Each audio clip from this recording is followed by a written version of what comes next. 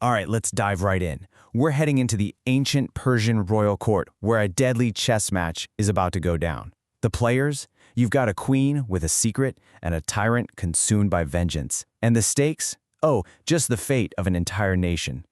This is a story where a simple dinner party is about to become a battlefield. So at the very heart of this story, you've got these two people, and each one is holding on to a massive secret. First, there's Queen Esther, who is secretly Jewish. And then you have Haman, the king's right-hand man, who has just signed off on a plan to completely wipe out her people. The crazy part? Neither of them knows the other's secret. And this royal banquet? Well, that's where it's all going to blow up.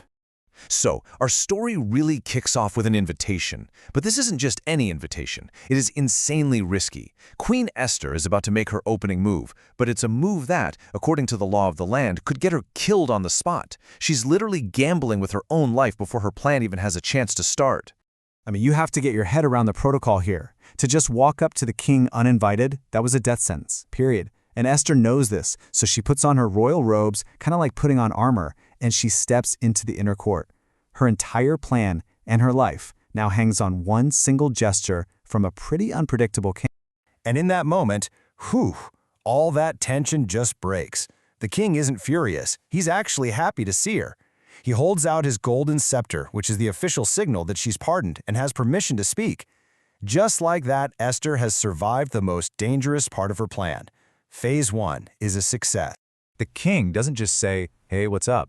He makes this absolutely staggering offer. He tells her she can have anything she wants, even up to half the kingdom. Now, that's not just some fancy talk. It's a signal of his incredible favor. The door is wide open for her to ask for whatever she wants. So what does she ask for with this amazing blank check? You'd think she'd ask for riches or power or for some enemy to be taken out. But nope. She just asks for a private dinner party. And she invites both the king and his top advisor, Haman, the very man she's planning to take down. It is a brilliant, totally disarming, and completely unexpected move.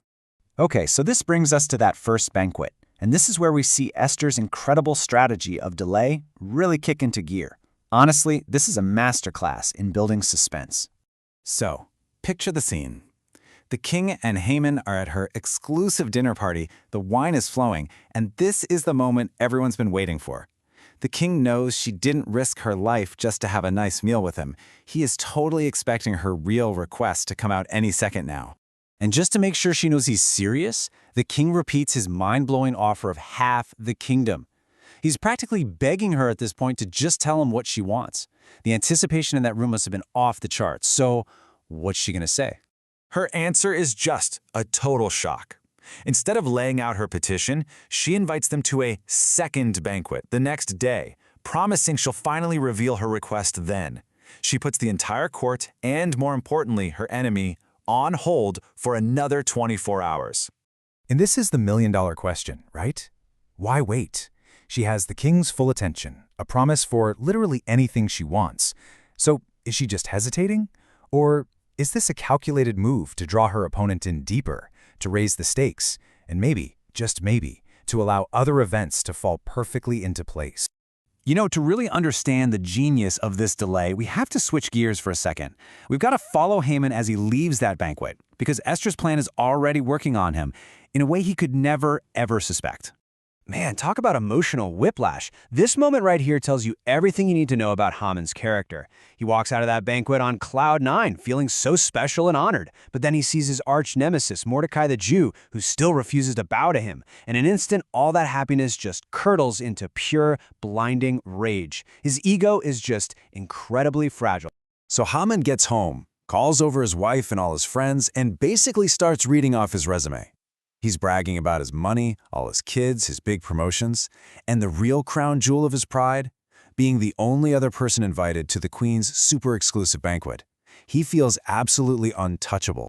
But then, and this is the key, after listing all these amazing things in his life, Haman admits that none of it, not a single bit of it, makes him happy, as long as he has to see Mordecai just sitting there at the king's gate. All that power, all that wealth is completely poisoned by one man's silent act of defiance.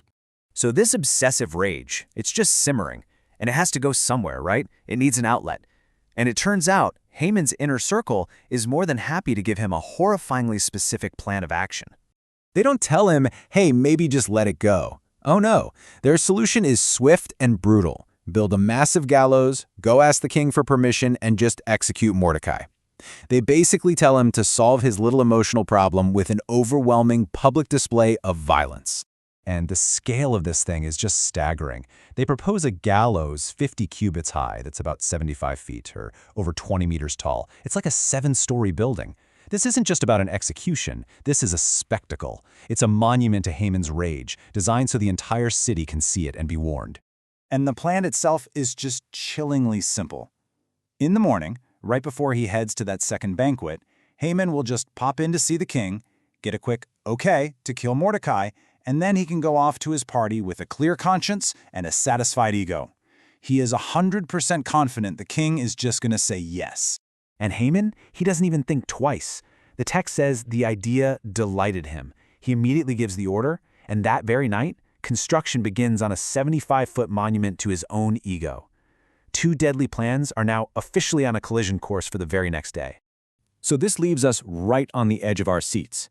On one side, you have Queen Esther's patient, carefully laid trap, which is all set to spring at the second banquet. And on the other, you've got Haman's impulsive, murderous rage, which he plans to unleash first thing in the morning. So the question is, which plan is going to get to the king first?